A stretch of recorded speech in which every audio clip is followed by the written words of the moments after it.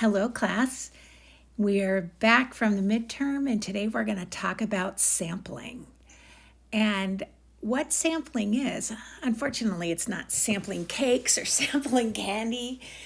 It's picking who is going to be in your sample for your study or your project. So I know that we've talked a little bit about this before. We've talked about the importance of good sampling. And I know that you're really excited because now we're going to show you how to do it. So without further ado, sampling. Today's lecture has 4 parts. In the first part, I'm going to talk about some of the basic concepts, the important basic things you need to know. Followed by that, we're going to take a little break and you'll do the activity with your group that I told you to form last week.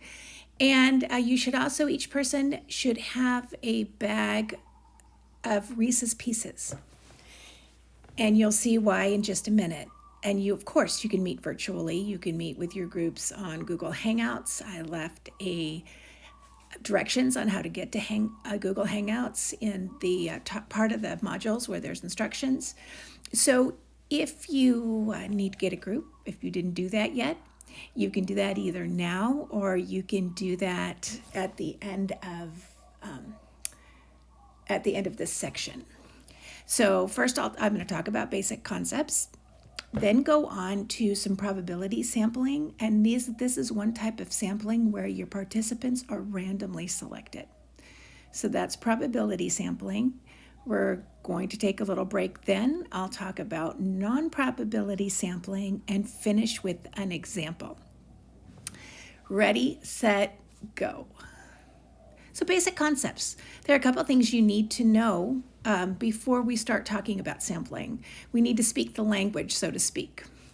So the first thing you need to know is the difference between a sample and a population. And this is absolutely critical. On a theoretical level, it's important, crazy important to know that your sample is not your population. Your sample is who you can get, who is actually in your study, and your population is everyone of interest that you want to observe, that you want to be able to speak about the results from your study. So populations are usually very, very large. We can't get a hold of them. For example, one population might be all the college students in the United States, probably millions of individuals. We cannot speak to every single one of them. By the time we got to them, half of them wouldn't be college students anymore. So populations are usually very large and we can't get them. So they're all the individuals in whom you are interested. And when we talk about populations formally, we talk about them in Greek letters. And this is really easy for me to remember because Greek letters are something that we don't use every day. They look kind of theoretical to me. So populations are very, very large. They're all individuals in whom I'm interested, and we describe them with Greek letters. And then the sample is the people who we actually can study. They're the 40 college students at UH Manoa that participated in our study. They're the 400 17-year-old females that we talk to around the United States. A sample is everyone who actually participates in the study. And samples are described in Roman letters. And that's easy for me to remember too, because the sample is very concrete. The sample, we actually have some sort of contact with every single person in the sample. And Roman letters, of course, are the letters we use every day. In fact, this slide is written in Roman letters. So I've got here a little chart, not to freak you out, just to give you an example. We're going to talk about these letters more later on when we talk about stats, nothing to be afraid of. You can see here we talk about a sample, we use S. When we talk about a parameter, we use sigma. So S, sigma, we've got X bar, mu, p hat, p. We'll talk about all those things later. but easy to remember. If you've got Roman sort of normal looking letters, you're talking about a sample. If you've got Greek theoretical looking letters, you're talking about a population. And our main goal in our study and when we sample is we want to be able to generalize from the sample to the population. So generalization, you can probably guess what we mean when we say, but a formal definition is applying a finding beyond the limited situation or sample in which it was observed. So we want to be able to take what we know about our sample and talk about the whole population. So we want to be able to talk about something we found in our sample and be pretty sure that it applies to the whole situation. And if you think about it for a minute, the only way we can do it is if our sample is representative of our population. If the sample we got, if the people we studied are alike in relevant characteristics to the population, we're good. The more likely we are that our sample can generalize to our population. So what can interfere with our ability to generalize? What messes up how our sample matches our population? Our sample is representative of our population. Well, the things that mess that up are called sampling error. And that's the extent to which the sample is different from the population. That's sampling error. And that's pretty easy to remember too. It's an error. It's a mistake in sampling. It's not really a mistake because the way sampling is, and as you'll see in a minute when you do your activity, the odds are really, really small that you're going to get the absolute perfect sample.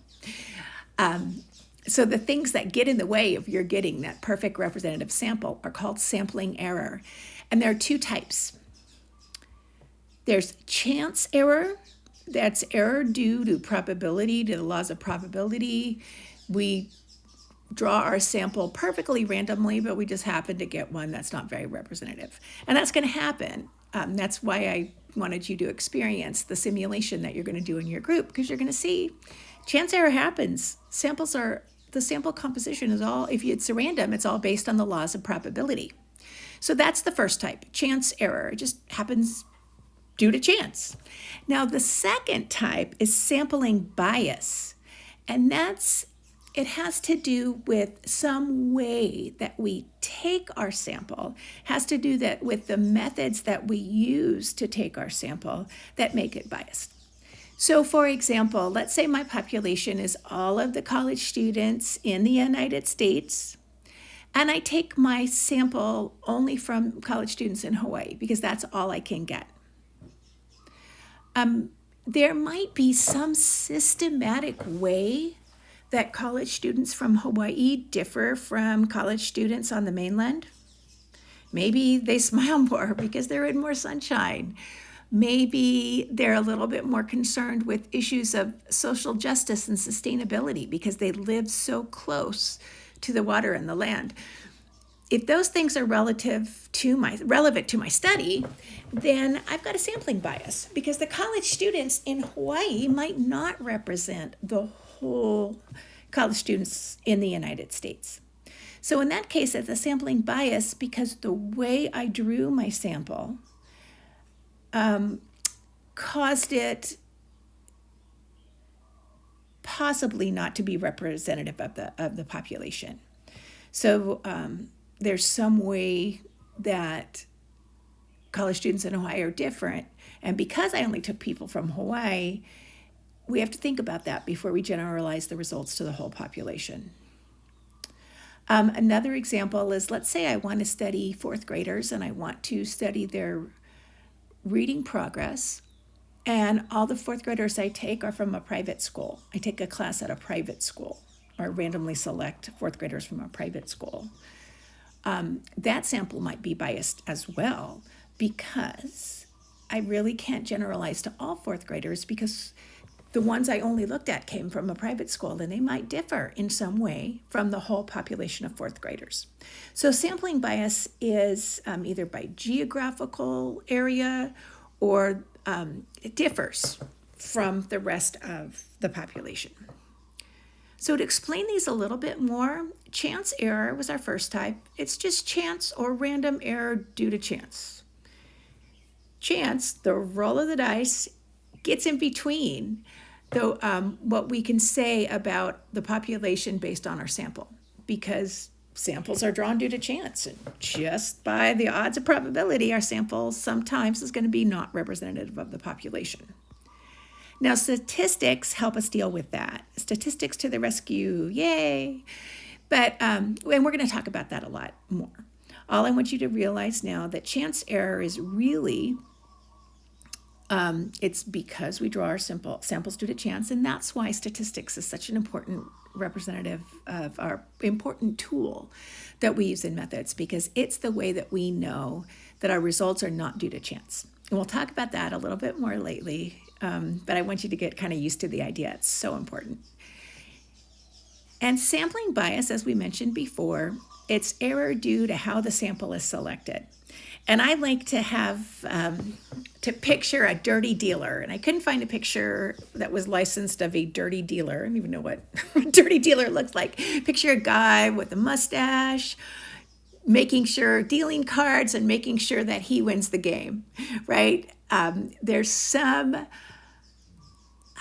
unfair or biased way he or she is dealing those cards that make you not get a fair sample or a representative sample. So sampling bias is error due to how the sample is selected. And that's what we're going to talk about today.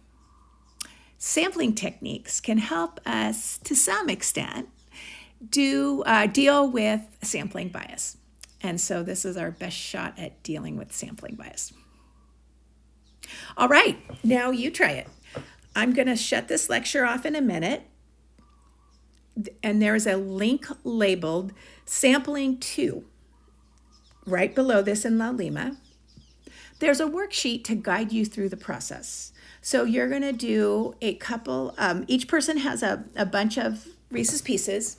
You're going to do a couple of sampling experiences with those Reese's Pieces. Then you're going to go to a website and do a couple of more sampling experiences. And then you're going to come back here. You don't need to save your worksheet. That's just to guide you through the activity. But I hope that you do fill it out because it's really helpful and it'll really help you internalize these constructs. So I will see you in a couple minutes.